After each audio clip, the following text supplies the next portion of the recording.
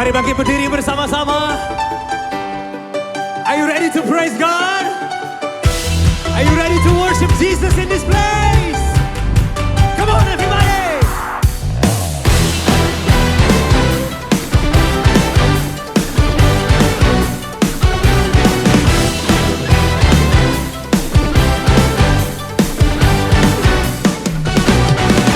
Tuhan, Engkau hadir, kuasanya mengalir melawat setiap hati kami. Shalom Bapak Ibu Saudara yang kekasih dalam Tuhan Yesus. Mari kita persiapkan hati kita untuk membaca dan merenungkan firman Tuhan melalui doa kepadanya. Mari kita berdoa. Terpujilah Tuhan firman hidup. Oleh Yesus Kristus yang adalah firman itu sendiri, kami bisa membaca dan merenungkan firman tertulis ini, dan biarkanlah ini menjadi kekuatan penuntun, menjadi arahan bagi kami untuk menjalani hidup. Puji hormat bagimu ya Bapa, dalam nama Tuhan Yesus kami berdoa. Amin. Bapak Ibu yang dikasihi oleh Tuhan, hari ini saya akan membaca kembali dari Efesus pasal yang pertama, pasal 1 tentunya, ayat yang ke-7 dan ayat yang ke-8.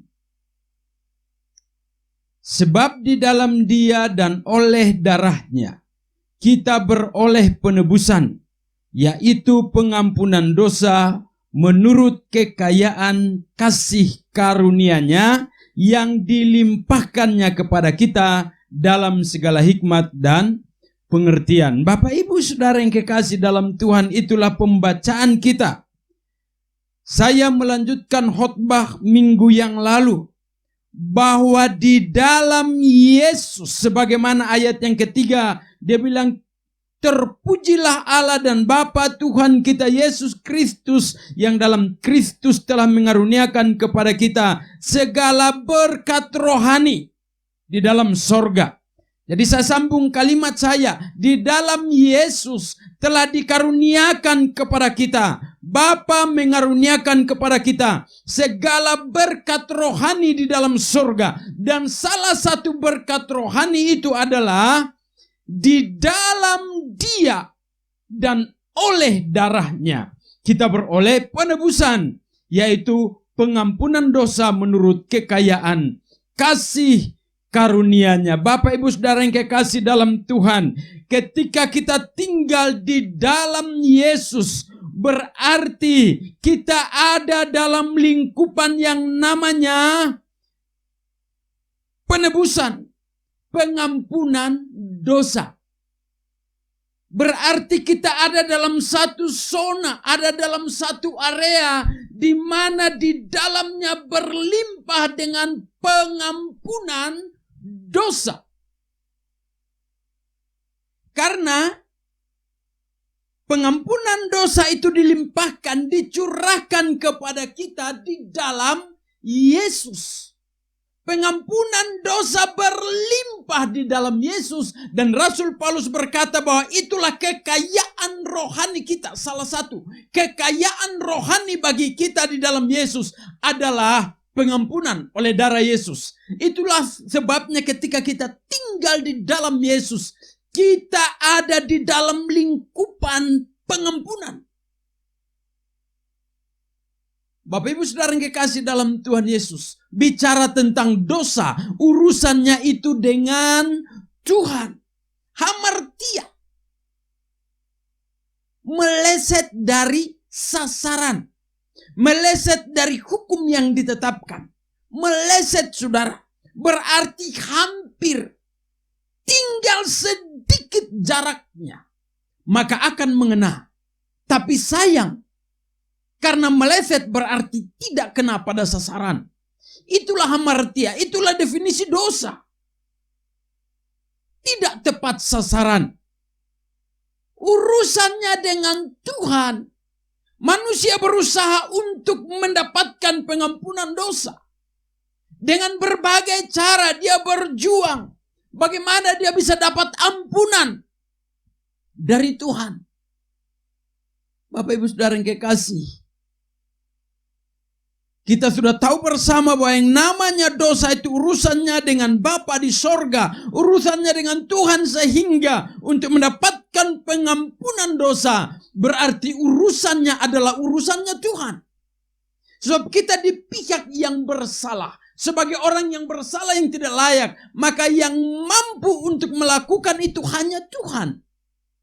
Kalau dia mau mengampuni, dia mengampuni. Kalau dia mau menghapuskan dosa kita, dia menghapuskan dosa kita. Tetapi saudara yang kekasih dalam Tuhan, Tuhan telah menunjukkan bahwa ini kerelaan kehendaknya. Dia melimpahkan pengampunan dosa kepada kita. Dia mau supaya kita mendapatkan pengampunan dosa. Bapa di surga mau supaya dosa kita dihapuskan. Bapa di surga mau supaya kita ada di hadiratnya, menyembah Dia bahkan sampai akhir. Di dalam kekekalan kita berada bersama-sama dengan Dia dan tidak terpisah dari Dia. Oleh karena itu saudara yang kekasih, Bapa di surga mau menyelesaikan faktor yang menyebabkan kita terpisah dari Dia, yaitu dosa. Dan untuk mendapatkan pengampunan dosa, Dia bilang oleh darah Kristus, dan itu dicurahkan dalam Yesus. Karena itu Bapak Ibu Saudara yang kekasih dalam Tuhan,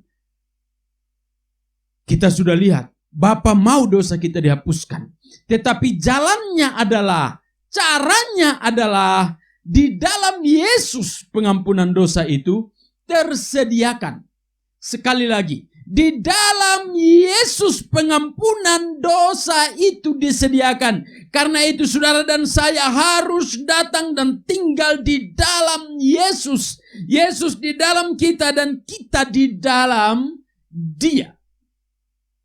Dan konsekuensinya adalah bahwa ketika kita di dalam Yesus berarti kita tinggal di dalam kelimpahan pengampunan dosa. Maka secara otomatis Bapak Ibu, kita juga penuh dengan yang namanya mengampuni. Kalau kita tinggal di dalam zona yang penuh dengan pengampunan, maka otomatis kita pun akan suka mengampuni. Kita pun akan suka untuk tidak menyimpan kesalahan orang di dalam hati kita.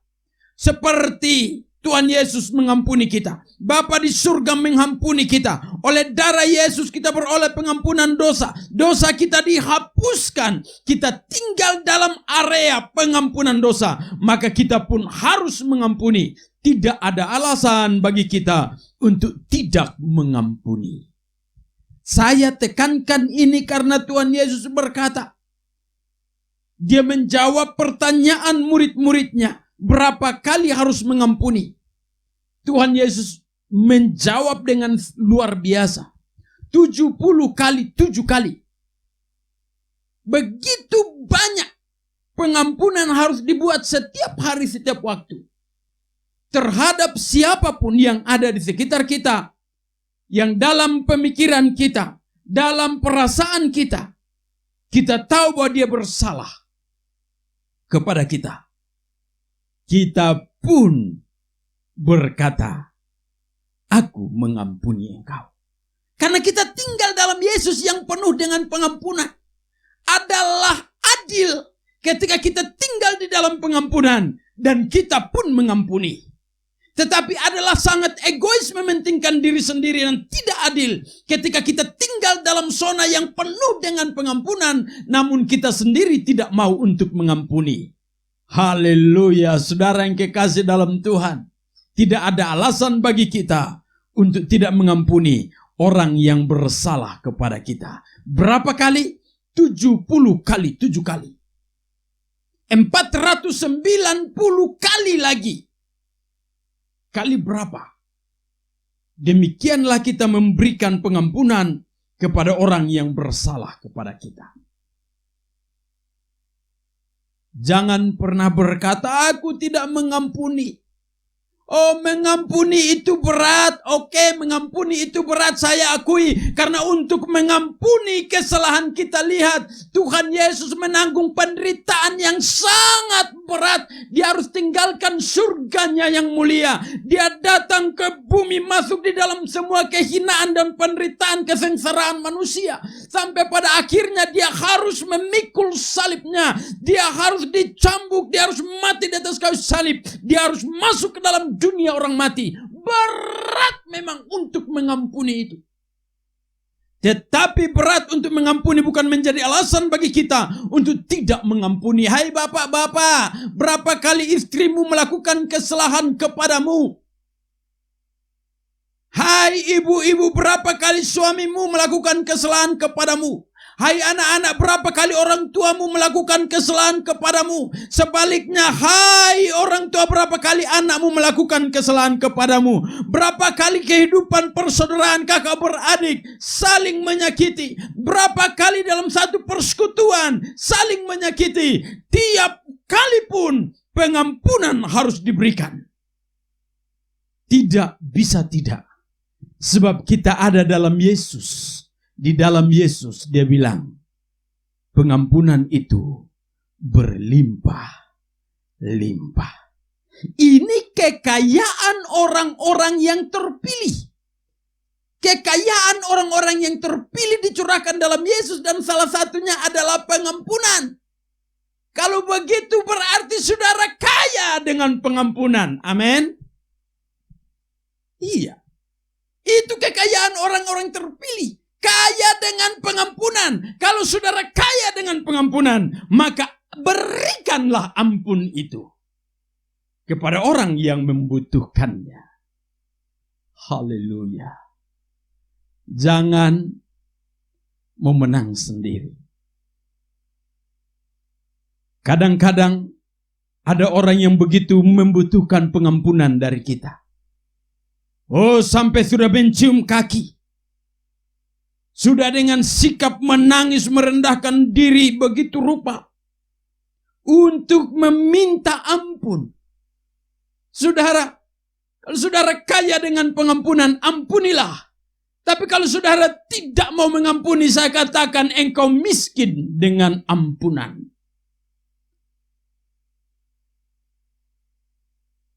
Berarti engkau tidak tinggal di dalam Yesus.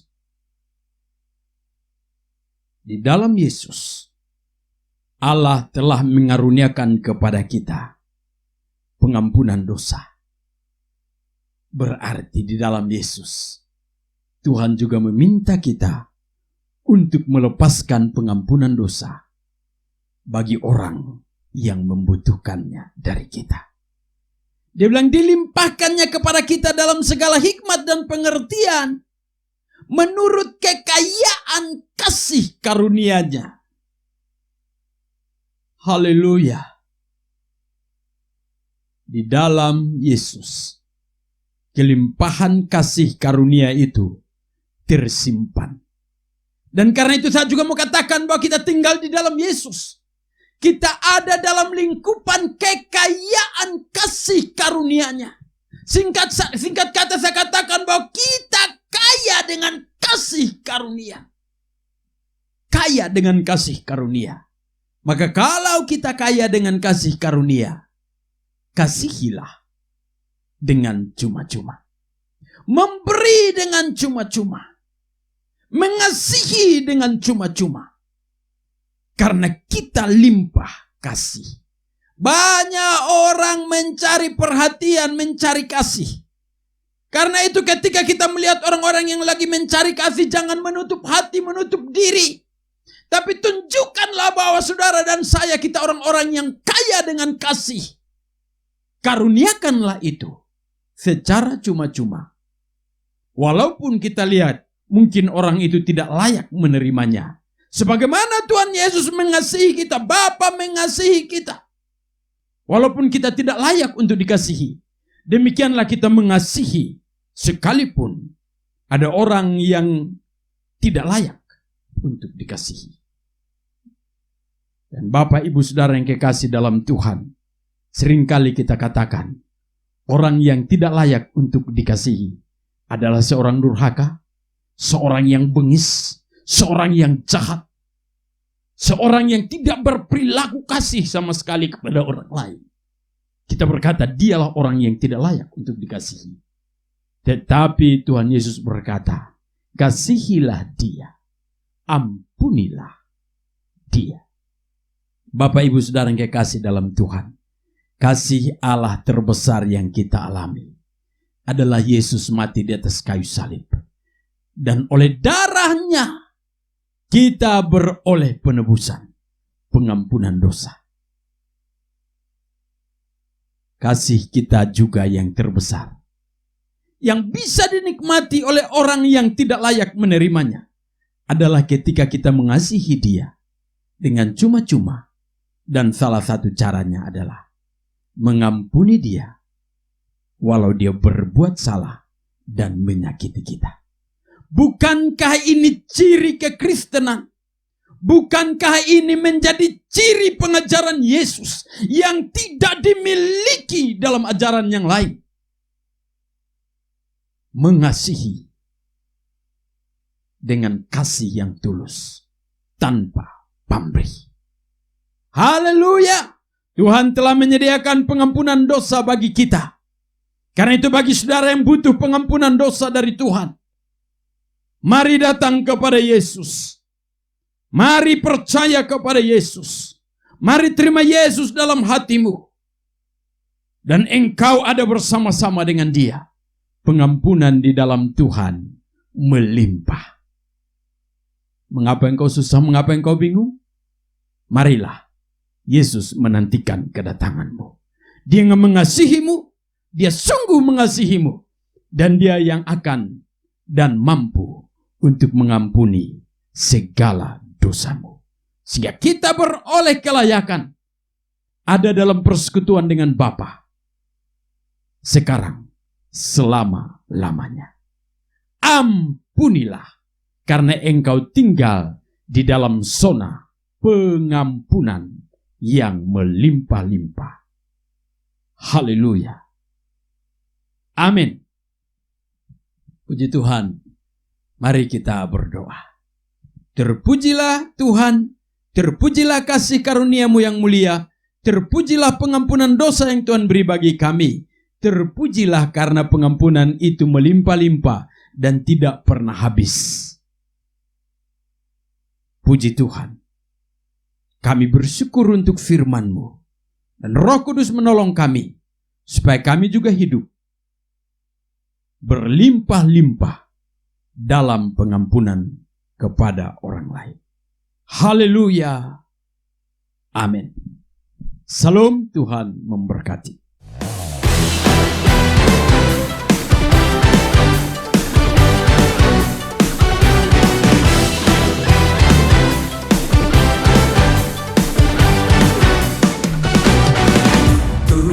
Engkau hadir, kuasanya mengalir, melawat setiap hati kami.